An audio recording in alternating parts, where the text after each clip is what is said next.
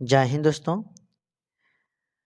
आज हम BPSC TRE 3.0 पर मैं चर्चा करने वाला हूं।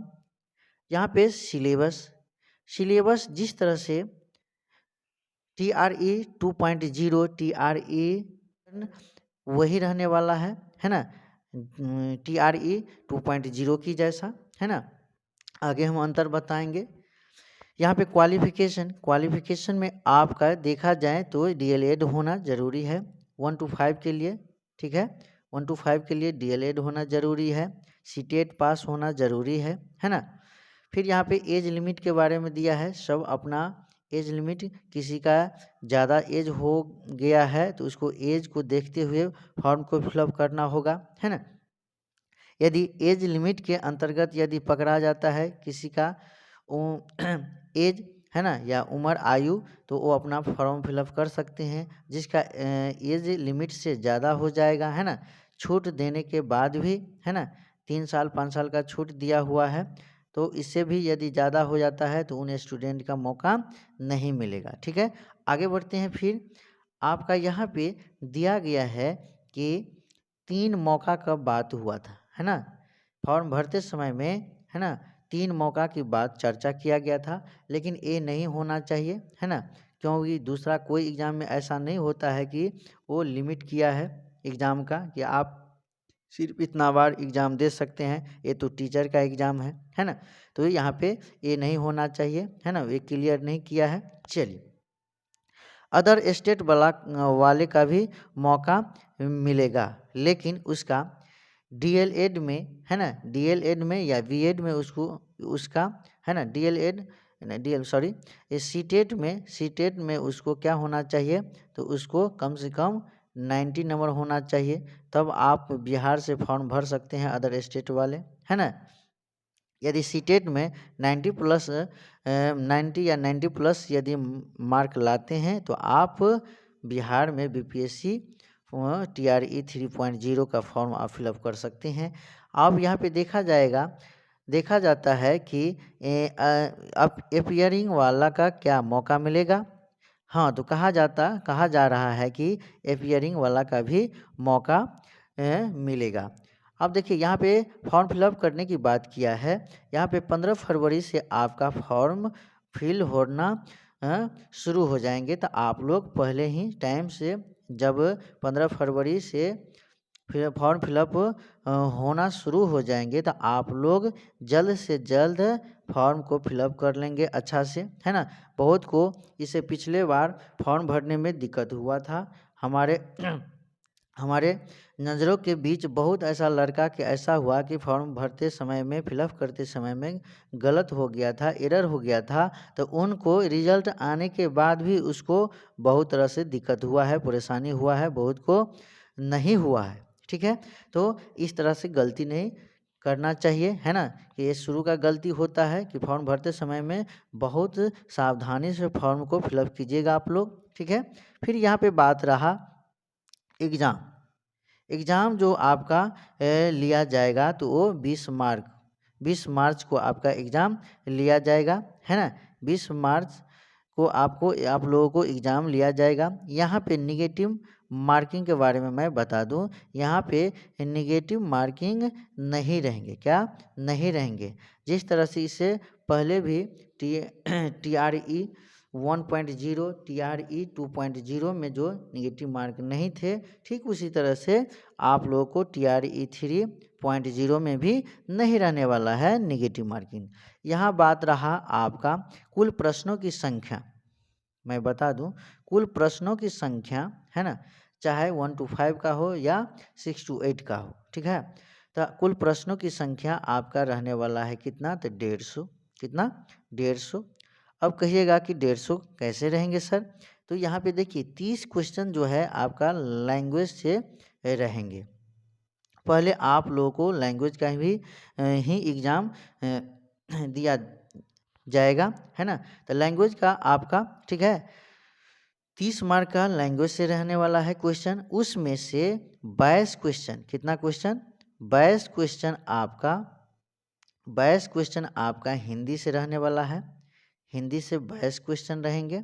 ठीक है, इसके बाद 8 क्वेश्चन आपका इंग्लिश से रहने वाला है। किससे? इंग्लिश से रहने वाला है। ठीक है, तो आपका 22 क्वेश्चन हिंदी से रहेंगे और 8 क्वेश्चन आपका इंग्लिश से रहेंगे। तो इसीलिए ये इसको 30 क्वेश्चन को अधिक से 30 क्वेश्चन में अधिक से अधिक लैंग्वेज पेपर में लाने का ज़रूरत है दोस्तों, क्योंकि आगे कंडीशन फंस जाता है। इसीलिए यहाँ पे लैंग्वेज का पेपर में भी आप लोग अधिक से अधिक मेहनत करेंगे और अधिक से अधिक मार्क लाएंगे।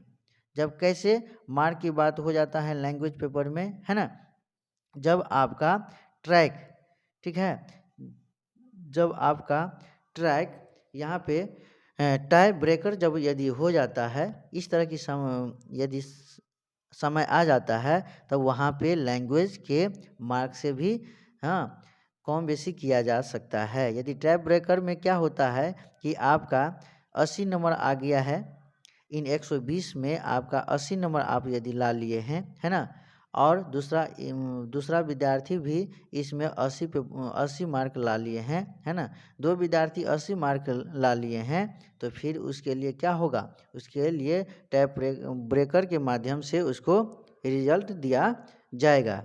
क्या होता है टैप ब्रेकर? तब वो जाएगा कहाँ देखने के लिए? लैंग्वेज में। लैंग्वेज पेपर में जिसका कम होगा, 100 जीएस वाला पोर्शन में तो 80-80 आ गया है, लेकिन लैंग्वेज वाला पेपर में मान के चलिए किसी को कम आया है, किसी को बेसी आया है, हैं, तो बेसी वाला को रिजल्ट दे दिया जाएगा और कम वाला का रिजल्ट नहीं देगा, कम वाला का रिजल्ट नहीं देगा। ठीक है, तो यहाँ पे टैब ब्रेकर की बात हो जाता है। इसीलिए हम लोगों को लैंग्वेज के पेपर में भी थोड़ा अच्छा से ध्यान देना है और ज़्यादा से ज़्यादा मार्क लाना होगा, है ना। यहाँ पे रहा 120 क्वेश्चन की बात, है ना। 120 क्वेश्चन आपका रहने वाला है कहाँ से?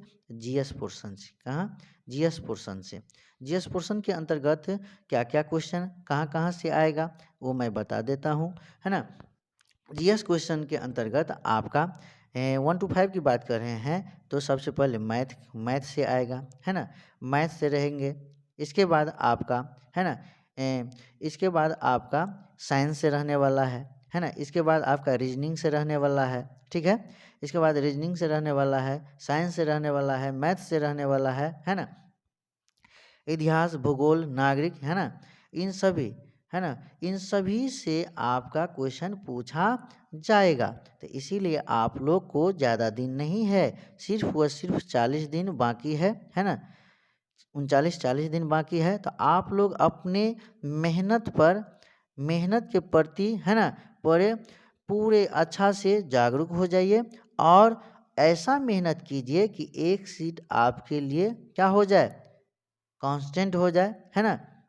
तो इस तरह से आप लोग मेहनत कीजिए दोस्तों, जो इस बार TRE 3.0 में आपका एक सीट आपके लिए होंगे, है ना। तो उस तरह से आप लोग सब अपना अपना मेहनत में लग जाइए। मैं प्रत्येक दिन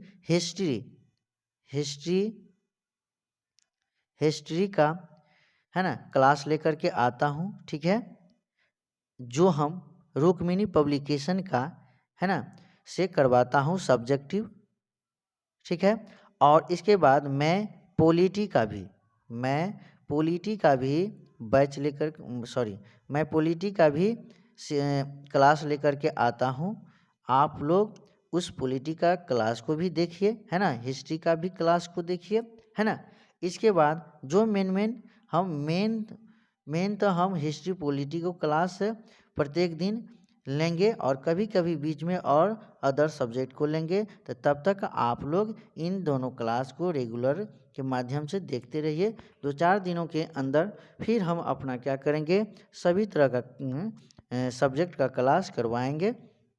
यहाँ पे बात है 6 to 8 का, है ना। 6 to 8 में भी लैंग्वेज आपका आहर्ता, जिसको कहा जाता है आहर्ता, है ना, हिंदी में, वो आहर्ता में आपका 30 को क्वेश्चन रहने वाला है। इस 30 को क्वेश्चन में वही 22 रहेंगे आपका हिंदी से, 8 रहने वाला है आपका इंग्लिश से। इसमें भी बहुत इसका नंबर तो जोड़ा नहीं जाता है दोस्तों, लेकिन इसमें भी जब बात आ जाती है किसका, तो टाई ब्रेकर का, तो उस समय में आहर्ता वाला क्वेश्चन जो सही जितना भी सही ज़्यादा से ज़्यादा रहता है तो वो हम लोग को उस समय में काम देता है। और इसीलिए लैंग्वेज का आहर्ता पेपर में भी ज़्यादा से ज़्यादा मार्क लाने का आप लोग क्या कीजिएगा, मेहनत कीजिएगा। फिर 6 to 8 की बात करते हैं। फिर यहाँ पे बात हो जाता है क्या कि 40 क्वेश्चन आपका जीएस से रहेंगे। जीएस से मतलब यदि आप साइंस पोर्शन से हैं तो आपको केमिस्ट्री, बायोलॉजी, फिजिक्स, है ना, इन सभी से रहेंगे। मैथ, है ना। यदि आप यदि आर्ट्स से हैं तो आपका फिर यहाँ पर इतिहास, भूगोल, नागरिक, है ना, इतिहास, भूगोल, नागरिक, यानी कि इसके अंतर्गत जो सभी सब्जेक्ट्स आ जाता है ना, इतिहास, भूगोल, नागरिक, साइंस, ये सभी मतलब आ जाता है जीएस के अंतर्गत। लेकिन बात रहा हम लोग यहाँ पर बात करते हैं 80 नंबर का। 80 नंबर का जो हम लोग बात करते हैं तो 80 नंबर में यहाँ पे आ जाता है 20 क्वेश्चन जो रहेंगे। उस 120 क्वेश्चन में 40 क्वेश्चन आपका जीके जीएस से रहने वाला है, ठीक है, जिसमें आपका करंट भी रहेंगे, है ना। और जीके जीएस सभी पोर्शन सभी सब्जेक्ट से रहने वाला है। लेकिन यहाँ पे बात रहा 80 क्वेश्चन का, है ना। 80 क्वेश्चन का जो रहेगा तो इसमें आपका 2 सब्जेक्ट को चूज करना पड़ेगा। क्या? 2 सब्जेक्ट को आपका चूज करना पड़ेगा। हाँ, कि आप यदि ज्योग्राफी रखिएगा तो इसके साथ साथ हिस्ट्री को भी रखना पड़ेगा। हिस्ट्री रखिए या इकोनॉमिक्स रखिए या पॉलिटी रखिए, है ना। कोई 2 सब्जेक्ट को रख करके आपका उसमें चुनाव करना होगा फॉर्म को फिल करते समय में।